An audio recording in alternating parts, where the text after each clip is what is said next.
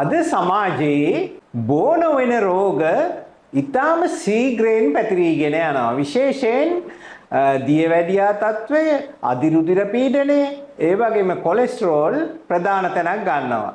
විශේෂයෙන් මේ දියවැඩියා තත්ත්වය ඊටම ශීඝ්‍රයෙන් පැතිරීගෙන යනවා. විශේෂයෙන් පාසල් ශිෂ්‍යයින් අතර 40% පමණ දියවැඩියා රෝගීන් ඉන්න බව අද වෙනකොට සොයාගෙන තියෙනවා. ඉතින් මේ වගේ තත්ත්වයක් යටතේ දියවැඩියාවට සම්පූර්ණ සුවය ලබා ගන්න හැකියාව තිබෙන ඒ හැකියාව සහිත වෛද්‍යවරයෙක් අද අපි හමු වෙමු.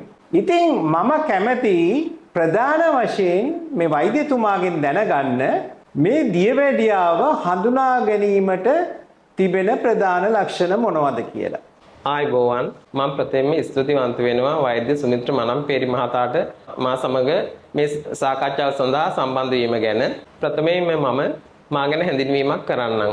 මම ආයුර්වේද සර්වාංග වෛද්‍ය ජානක කළුබෝවිල. මම සියලුම සර්වාංග රෝග සඳහා ප්‍රතිකාර කරනු ලබනවා. මම දැන් අවුරුදු 8කට වඩා වැඩි කාලයක් මේ ප්‍රතිකාර ක්‍රමය මගින් රෝගීන් සුවපත් කරලා තියෙනවා. අද විශේෂයෙන්ම මම මේ වෛද්‍යතුමත් එක්ක සාකච්ඡා කරන්නේ දියවැඩියා රෝගය සම්බන්ධවයි. දියවැඩියා රෝගය ගැන කතා කිරීමේදී අද මුළු මහත් ලෝකෙම වෙලාගත් වසංගතයක් වෙලා තියෙනවා.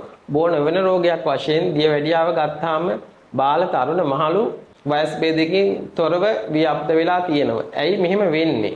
මොකක්ද මේකට හේතුව? ඇත්ත වශයෙන්ම අපගේ ජීවන රටාවේ වැරදි පුරුදු නිසා තමයි බෙහෙවින්ම පැතිරීගෙන යන්නේ. එදා සහ අද අපේ ජීවන රටාව ගැන කතා කිරීමේදී බොහොම කාර්යබහුල ජීවිතයක් අපි ගත කරන්නේ. මේ කාර්යබහුල ජීවිතයේදී අපේ විශේෂයෙන්ම අපේ ආහාර රටාව වැදගත් වෙනවා. ආහාර රටාව ගැන කතා කිරීමේදී අද සමාජයේ මේ කාර්යබහුලත්වය නිසා විවිධ වූ කෘත්‍රිම ආහාර කෙරෙහි යොමු වෙලා තියෙනවා. විවිධ වූ රසකාරක ආදී නොයෙකුත් ආහාර පාන කෙරෙහි මිනිසා යොමු වෙලා තියෙනවා. අප ඉපදුන දා සිට අප මැරෙනකම්ම අපි ආහාරයෙන් තමයි අපි පෝෂණය ලබන්නේ. අපේ ශරීරයේ වර්ධනය වෙන්නේ, ශාරීරික අවයව වර්ධනය වෙන්නේ, ක්‍රියාකාරකම් කරන්නේ ආහාරය මගින් තමයි. ඒ ආහාරයෙන් ලැබෙන පෝෂණයෙන් තමයි. ඒ ආහාරය වැරදුනොත් අපේ සියල්ලම වැරදෙනවා. ඒක නිසා තමයි අද මේ තත්ත්වය උදා වෙලා තියෙන්නේ.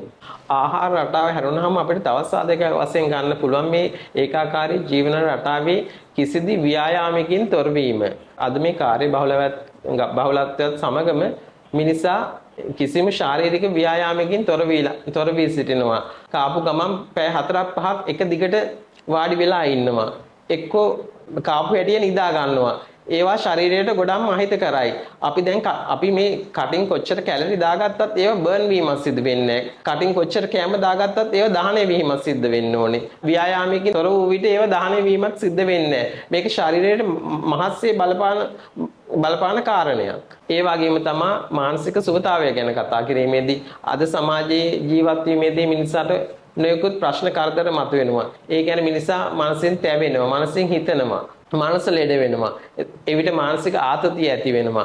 මනසේ නිරෝගී බව නැති වෙලා යනවා. මනස ලෙඩ වුණාම මනස ලෙඩවීමත් දියවැඩිය සඳහා බලපාන ප්‍රධාන සාධකයක් ලෙස දැන් සොයාගෙන තිබෙනවා. අද පමණක් නෙමේ එදා සිට මේ ප්‍රධාන සාධකයක් වශයෙන් බලපෑවා. මම කැමති වෛද්‍යතුමාගෙන් දැනගන්න ආයුර්වේදයේ මේ දියවැඩියාව විස්තර කරන්නේ කුමන ආකාරයෙන්? ඒ වගේම මේ දියවැඩියාවේ ප්‍රභේද කීයක් තිබෙනවද කියලා මම පළවෙනියෙන්ම දැනගන්න කැමතියි.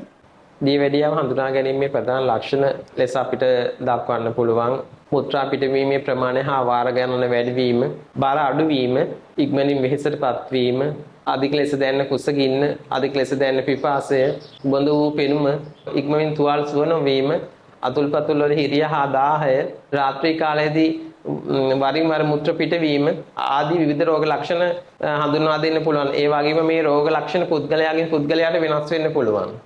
මම ඔබතුමාගෙන් දැනගන්න කැමතියි ඔබතුමා රෝගයේ කුමන අවස්ථාවන් සඳහාද ප්‍රතිකාර කරන්නේ? ඒ වගේම කුමන ප්‍රභේද වලටද ඔබතුමා ප්‍රතිකාර කරන්නේ? සාර්ථක ප්‍රතිඵල නෙලාගත හැක්කේ කුමන ප්‍රභේද වලදීද? මේ සම්බන්ධයෙන් අපි කතා කරමු. ඇත්තෙන්ම ආයුර්වේදයේ මනාකොට මේ ප්‍රමේහ අවස්ථා පිළිබඳ විග්‍රහ කරලා තියෙනවා. විශේෂයෙන්ම ආයුර්වේදයේ දක්වලා තියෙනවා ප්‍රමේහ අවස්ථා 20ක්. ඒ 20 අතුරෙන් වාතජ ප්‍රමේහ 4කුත්, පිත්තජ ප්‍රමේහ 6කුත්, කපජ ප්‍රමේහ 10කුත් ආදී වශයෙන් ප්‍රභේද 20කට වෙන් කරලා තියෙනවා. ඔබතුමාගේ ඖෂධ පාවිච්චි කිරීමෙන් මේ දියවැඩියා රෝගේ සුව වීමට බලපාන්නේ කොහොමද? ඒ වගේම මම දැනගන්න කැමති වෙනත් අතුරු ආබාධ මේන් නැති වෙනවද? විශේෂයෙන් වකුගඩු වලට හානි සිද්ධ වෙනවයි කියලා ගොඩක් අය කියනවා මේ සිංහල බෙහෙත් වලදී, ආයුර්වේද ප්‍රතිකාර වලදී. ඉතින් ඔබතුමාගෙන් මම දැනගන්න කැමති මේ ප්‍රතිකාර වලිනුත් ඒ වගේ අතුරු ආබාධ තිබෙනවද කියලා. ඒ වගේම මේ කුමන ප්‍රභේදවල දියවැඩියා තත්ත්වයන්ද ඔබතුමාට සුව කළ හැකි? ප්‍රධාන වශයෙන් මෙහිදී සිදුවන්නේ රෝගියාගේ අග්න්‍යාශය ආරක්ෂා කිරීමත්, අග්න්‍යාශයේ ක්‍රියාකාරීත්වය යථා තත්ත්වයට පත් කිරීමත් හා ශරීරයේ රුධිරගත ග්ලූකෝස් මට්ටම පහත හෙලීමත්. සියලුම දියවැඩියා රෝග සඳහා ප්‍රතිකාර කරනු ලබනවා. දියවැඩියා රෝගය සෑදෙන මුල් අවස්ථාවේ සිට තීව්‍ර අවස්ථාව දක්වාම ප්‍රතිකාර කරනු ලබනවා. මෙහිදී කිසිම අතුරු ආබාධයක් සිද්ධ වෙන්නේ නැහැ. අපි 100% දේශීය ඖෂධ වලින් තමයි මේ ඖෂධ නිෂ්පාදනය කරලා තියෙන්නේ. ඒ නිසා මෙම ඖෂධ ලබා ගත්තා කියලා කිසිම අතුරු ආබාධයක් ඇති වෙන්නේ නැහැ. ඔබතුමා සර්වාංග රෝග වෛද්‍යවරයෙක්. ඒ කියන්නේ ඔබතුමා සියලුම රෝග සඳහා ප්‍රතිකාර කරනවා. මේ ප්‍රතිකාර කරනකොට ආයුර්වේදයේ ආයුර්වේද ප්‍රතිකාර වලට අදාළ වෙන ඖෂධ සොයා ගැනීමේ අපහසුාවක් තියෙනවා. එතකොට මේ සොයා ගැනීමේ අපහසුව නිසා ගොඩක් අය පෙළඹෙන්නේ නැහැ ප්‍රතිකාර ලබා ගන්න. එතකොට ඔබතුමා දෙන ප්‍රතිකාර ඒවා ඔබතුමා විසින්ම නිෂ්පාදනය කරගත් ඖෂධද එහෙම නැත්නම් රෝගියා විසින් සොයාගත යුතු ඖෂධද? මම කැමති ඒ ගැන ටිකක් කතා කරන්න. අනිවාර්යයෙන්ම අපි මේ ඖෂධ රෝගියා සඳහා සපයනවා. ඔව් අපි මෙම ඖෂධ අප විසින්ම සොයාගෙන ඊටමත් පිරිසුදු කරලා ඊටමත් පිරිසුදු ආකාරයෙන් තමයි මේ ඖෂධ සකසන්නේ. එම නිසා රෝගියාට කිසිම කරදරයකින් බාධාවකින් තොරව මේ නිෂ්පාදිත ඖෂධයම ලබා ගන්න පුළුවන්. මේ සීග්‍රේන් පැතිරී යන බෝ නොවන රෝග විශේෂයෙන් මේ දියවැඩියා තත්වයේදී දියවැඩියා රෝගීන්ට ඔබතුමා දෙන පණිවිඩය මොකක්ද? ඊට අමතරව මම කැමතියි ඔබතුමා ප්‍රතිකාර කරන අනෙකුත් රෝග ගැන දැනගන්න. තමන් දියවැඩියා රෝගයෙන් පෙළෙනවා නම්, තමන්ට දියවැඩියාව ඇතයි කියලා සැකයක් තියෙනවා නම් අනිවාර්යයෙන්ම ඒ සඳහා අදාළ පරීක්ෂණ කරගෙන සුදුසුකම් ලත් වෛද්‍යවරයෙක් වෙත යොමු වන්න. ඒ වගේම තමන්ගේ එදිනෙදා ජීවන රටාවේ ආහාර රටාව, ව්‍යායාමය, පෞද්ගලික සෞඛ්‍ය, මානසික සුවතාවය පිළිබඳ විශේෂයෙන්ම අවධානයක් යොමු කරන්න කියලා අනිවාර්යයෙන්ම ඉල්ලා සිටිනවා. දියවැඩියාව සෑදුනොත් විවිධාකාර ශාරීරික සංකූලතා මතුවෙනවා. ඒ සියලු සංකූලතා සඳහා ප්‍රතිකාර ලබා ගැනීමේ හැකියාව තියෙනවා. ඔබට දියවැඩියා රෝගය වැළඳී ඇතනම් තමාගේ එදිනෙදා ජීවන රටාවේ විශේෂයෙන්ම ආහාර රටාව, පෞද්ගලික සෞඛ්‍ය, ව්‍යායාමය, මානසික සුවතාවය පිළිබඳ දැඩි අවධානයක් යොමු කරන්න කියා දන්වා සිටිනවා. මේ රෝගීන්ට ප්‍රතිකාර කිරීමේදී රෝගීන්ට ඔබතුමා පහසුවෙන් හමු විය හැකි වේලාවන් සහ එන ආකාරය ගැන පොඩි විස්තරයක් කරන්න. ගොඩ දෙනෙක් කැමති ඇති ඒ ගැන දැනගන්න. අපගේ වෛද්‍ය මධ්‍යස්ථානයේ පිහිටා තිබෙන්නේ කලල් ගොඩපාර පන්නිපිටිය. ආවින්කා වෛද්‍ය මධ්‍යස්ථානයේ කලල් ගොඩපාර පන්නිපිටිය.